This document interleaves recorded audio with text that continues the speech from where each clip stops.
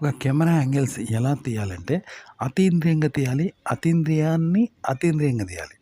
అంటే ఎలాగో చెప్తాను. ఇప్పుడు భూమి మీద ఉండడం అనేది అందరుంటారు. మన యొక్క ఉనికి.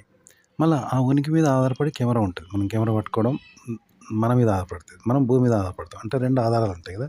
అలా కాకుండా 2 నిరాధారాలు. అంటే మనం భూమి మీద ఉండొద్దు. మనం పట్టుకున్నది కూడా మన మీద ఆధారపడొద్దు. 2 నిరాధారాలుంటాయి. అంటే ఇప్పుడు హెలికాప్టర్ ఉన్నది. హెలికాప్టర్ నుండి షూట్ చేస్తారు చూసినావా? అది డ్రోన్ నుండి షూట్ చేస్తారు. అక్కడ ఎట్లుంటదంటే భూమి ఆధారం ఉండదు దానికి. అట్లా అంట. హెలికాప్టర్ అనేది భూమికి ఆధారంగా ఉండకుండా షూట్ చేస్తారంట. అలా భూమికి ఆధారం కూడా ఉండకుండా దాని మీద కెమెరా పెట్టినప్పుడు ఆ కెమెరా గూడా దాని మీద ఆధారపడద్దు. అంటే 2 నిరాధారాలు ఉంటాయి. ఎలా ఉంటుంది? అగో అలా తీయాలనమాట. అంటే ఇప్పుడు ఆకాశంలో గాలిపటం ఎగురుతా ఉంటది చూసినావా? అది నిరాధారంగా ఎగురుతా ఉంటది. అంటే ఒకటి నిరాధారంగా ఉంటది, ఎగురుతా ఉంటది. అది నిరాధారమే. ఇట్లా 2 నిరాధారాలతో షూట్ చేయాలనమాట కెమెరా. అంటే భూమి మీద ఉన్నప్పుడు మనము మనకు భూమి ఆధారం ఉండదు.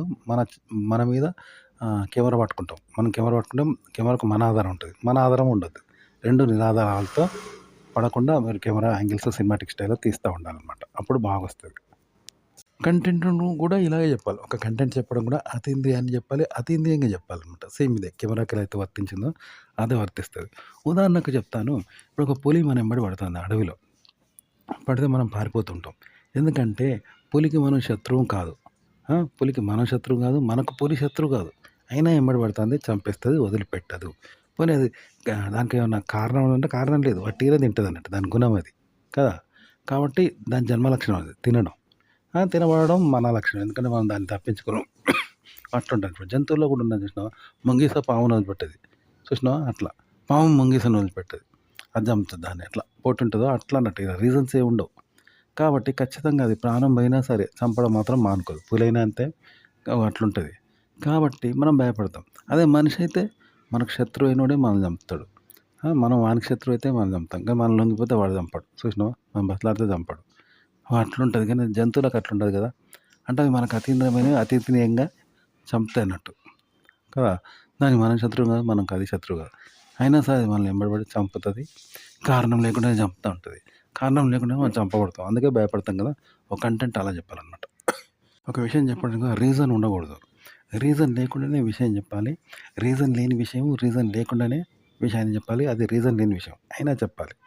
కారణం లేకుండానే కారణం లేని విషయం జరగాలి అన్నమాట. అది ఆడ అవును. కంటెంట్ చెప్పడం అంటే ఒక సినిమాని ఇలాగే తీస్తారు. ఇప్పుడు బయట మనకు శత్రువు ఉంటే ఏం చేస్తాం? వాడు మనల్ని చంపుతాడు. లేదా మన శత్రువును అయితే వాడు చంపుతాడు. లేదా మనం లొంగిపోతే వాడు ఊరుకుంటాడు. అంతేగాని కారణం లేకుండానే వాడు మనల్ని చంపడం అనేది ఉండదు. మనం బతిలాడితే ఎవడైనా ఊరుకుంటాడు. అంతేగాని ఒట్టిగానే మనుషులను మనిషి చంపడు కదా! కారణం ఉంటది. శత్రుత్వం ఉంటే చంపుతాడు. వాడు మనకన్నా శత్రుత్వం ఉండాలి. మనం వానికన్నా శత్రుత్వం ఉండాలి. లేదా మనం లొంగిపోతే వాడు క్షమిస్తాడు. ఇక ఊరుకుంటాడు. వాడికి అవసరం లేదు కాబట్టి ఊరుకుంటాడు. మనిషికి మనిషి. కానీ అకారణంగానే మనిషిని చంపుతాడా? ఎవడు చంపడు కదా! అకారణంగానే వాడు మనల్ని చంపుతాడని మనం భయపడతామా? భయపడం కదా! ఇద్దరి మధ్య శత్రువు లేనిది. కానీ అలా ఉంటే ఎట్లుంటది? అకారణంగానే ఒకడు మనల్ని చంపుతా ఉన్నాడు. అకారణంగా మనం చంపబడుతున్నాం. అకారణంగానే వాడు మనల్ని చంపుతాడని మనం తిరగబడుతున్నాం. అంటే ఇది జంతువులా ఉంటది. జంతు చర్యలా ఉంటది. కానీ సినిమా అలాగా ఉంటదనమాట. విలన్‌కు, హీరోకి అదే అకారణంగానే ఫైట్ ఉంటది. పాముకు ముంగీసకు ఉన్నట్టు. వాడు వీనికి శత్రువు కాదు. వీడు వానికి శత్రువు కాదని కావాలని కల్పించుకొని వాడు శత్రుత్వం పెట్టుకుంటాడు. వాడు శత్రుత్వం పెట్టుకున్నాడని కావాలని కల్పించుకొని వీడు వాని వెంబడి పడతా ఉంటాడు హీరో. ఇదే కథ అన్నట్టు.